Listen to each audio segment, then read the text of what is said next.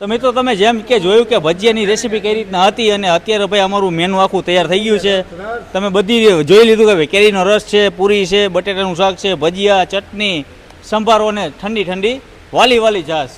તો ભાઈ અત્યારે પ્રતિકભાઈ બધા આપણા તમારા મિત્રો બધા એન્જોય કરશે, મજા કરશે બધા, અને મહેમાન બધા જો જમવા આવી ગયા છે. જો આમ પાછળ જુઓ અને અડધું 70% પબ્લિક કે મહેમાન બહાર બેઠા છે. એ તો બધા બહાર છે, એટલે મેક્સિમમ 150 થી 200 જણા અહીંયા જમશે. તો આજનો વિડીયો તમને કેવો લાગ્યો છે? વિડીયો ગમ્યો હોય તો વિડીયોને લાઈક કરો, શેર કરો અને બીજા લોકોને પણ મોકલતા રહ્યો, જેથી કરીને કોઈને ખ્યાલ આવે. બરાબર? રેડી હરી અકલ પાડી. હાલો હરિહર નમો. જય માતાજી, જય મોગલ, જય શ્રી કૃષ્ણ, જય દ્વારકાધીશ.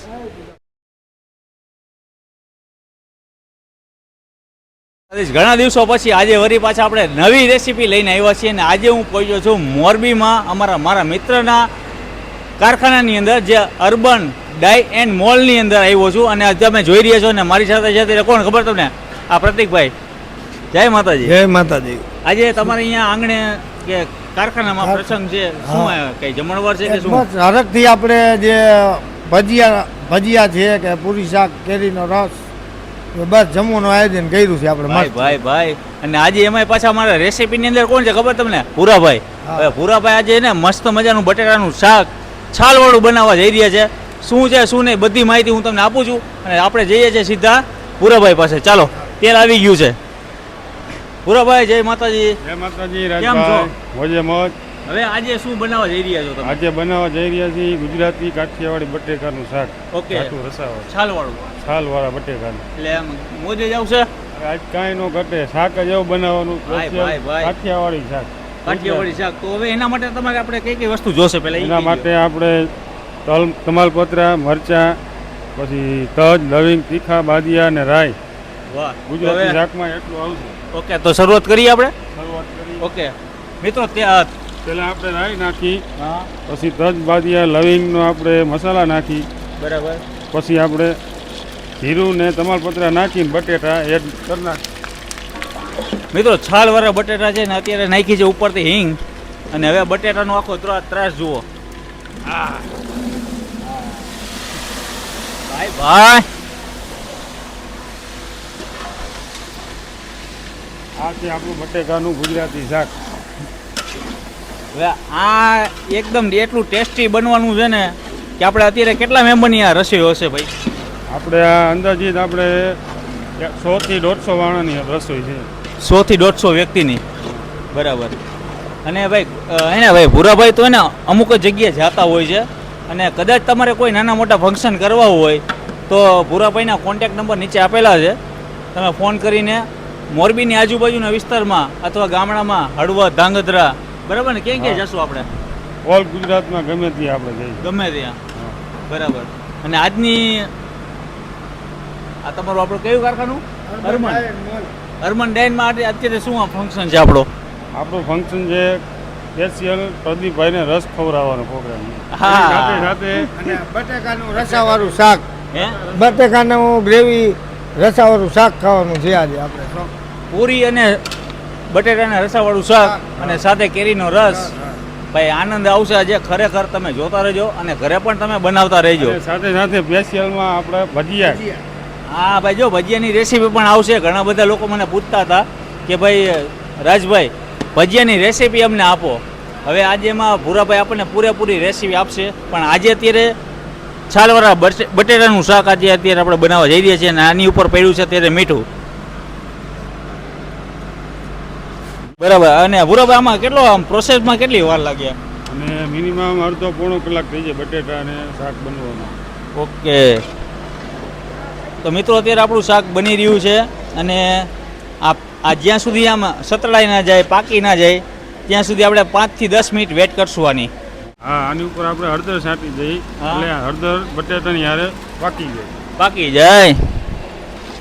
મિત્રો આજે કંઈક યુનિક રેસીપી છે ને અત્યારે આપણે ભાઈ ને સિરામિકમાં આવ્યા છીએ, કારણ કે અત્યારે હમણાં સિરામિક અત્યારે આપણે મોરબીમાં બધા બંધ હતા અને હવે ધીરે ધીરે કરીને બધા ચાલુ થયા છે.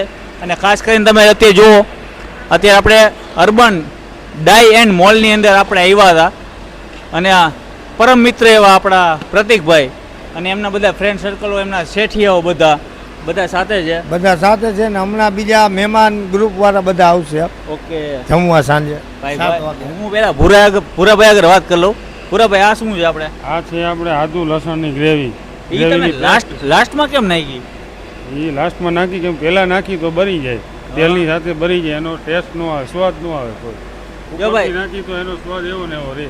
બધાની ઓથોરિટી અલગ અલગ હોતી હોય છે, પણ આજે મેં અત્યાર સુધીની રેસીપી મેં ઘણી બધી વિડીયો શૂટ કર્યા, પણ અમારા ભૂરાભાઈ બટેટા નાખીને પછી આદુ લસણની પેસ્ટ હવે નાખે છે. હા, હવે નાખવું. ઓકે,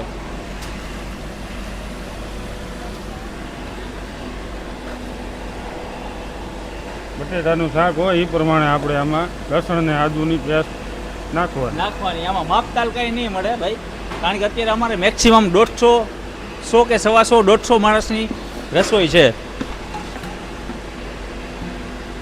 ઉપરથી આપણે નાખી દઈશું મરચાંની કટકી, ઉપરથી મરચાંની કટકી, લીલું લસણ. ઓકે. હા, એનો પણ સ્વાદ સારો આવે. એ ડુંગળી આમાં ના આવે ને? ના, ડુંગળી નો આવે. નેચરલ આ ગુજરાતી શાક છે એટલે એમાં ડુંગળી નહીં. બરાબર ભાઈ, જો કાઠિયાવાડી ઓરિજિનલ ખાવું હોય ને તો એમાં ડુંગળી નહીં નાખવાની. ને અત્યારે અમારા ભૂરાભાઈ બનાવી રહ્યા છે ભાઈ મસ્ત રસાવાળું, ગ્રેવીવાળું, છાલવાળા બટેટાનું શાક. હવે આપણે આમાં પાણી નાખીને થોડીક વાર આને બફાવા દઈશું, પાકવા દઈશું. ઓકે, હવે ઉપરથી નાખશું પાણી. જોતા રહ્યો, કન્ટિન્યુ. પાણી નાખીને આપણે આને ઘડીક વાર રેસ્ટ થવા દઈશું, પાકવા દઈશું શાકને. તો મિત્રો, આપણે જે બટેટાના શાકને જે બાફવા મૂક્યું હતું 10 થી 15 મિનિટ થઈ ગઈ છે, અને હવે આપણે ભૂરાભાઈ હવે શું આપણે આની અંદર એડ કરવાનું છે? હવે આપણે આમાં લાલ મરચાંનો પાવડર એડ કરશી. લાલ મરચું પાવડર આપણે તીખું મોડું જેટલું ખાવું હોય એ પ્રમાણે આપણે નાખવાનું. ભૂરાભાઈ, મરચું તો તમે એડ કરી નાખ્યું, હવે શું નાખશો? હવે આમાં ધાણા જીરાનો પાવડર આપણે નાખશી સ્વાદ પ્રમાણે. ધાણા જીરું પાવડર? હા. અને તમે જે રસોઈનું કામ કરી રહ્યા છો, આ કેટલા વર્ષથી તમે કરો છો? અંદાજે 10-12 વર્ષ થઈ ગયા મારે. 10-12 વર્ષ થયા. એટલે ફેમિલી જ છો બધા કે? બરાબર, ફેમિલી બધા ઘરના મેમ્બર. ઓકે. અને આપણા કોન્ટેક્ટ નંબર શું છે? 9780 49 926. બરાબર. ભૂરાભાઈનો કોન્ટેક્ટ નંબર છે ભાઈ. નાના મોટા કાંઈ પણ ફંક્શન હોય ને, કે અથવા સિરામિકમાં હોય કે તમારા ઘર આંગણે પ્રસંગ હોય તો ભૂરાભાઈને કોન્ટેક્ટ અવશ્યથી કરજો, કારણ કે ભાઈ રસોઈ મેં તો ખાધી છે ને, જે હજી પણ ભજીયાની રેસીપી આવશે એ જોવાનું ભૂલતા નહીં. નેક્સ્ટ વિડીયોમાં આવશે. ખટાશ માટે, નેચરલ ખટાશ માટે ટમેટા આપણે ઉપરથી એડ કરી દઈશું. નેચરલ ખટાશ આવે? નેચરલ ખટાશ માટે. ઓકે, ટમેટા એડ કર્યા છે ને હવે આની ઉપરથી હવે શું આવશે? હવે આની માથે આપણે ગરમ મસાલા બધા એડ કરશું સ્વાદ માટે. ઓકે, આ ગરમ મસાલો આની અંદર એડ થઈ ગયો છે. કિચન કિંગ મસાલો નાખીશું. બાદશાહ મસાલો પણ એડ કર્યો છે. હવે કિચન કિંગ મસાલો આની અંદર પડશે. કસ્તુરી મેથી. કસ્તુરી મેથી.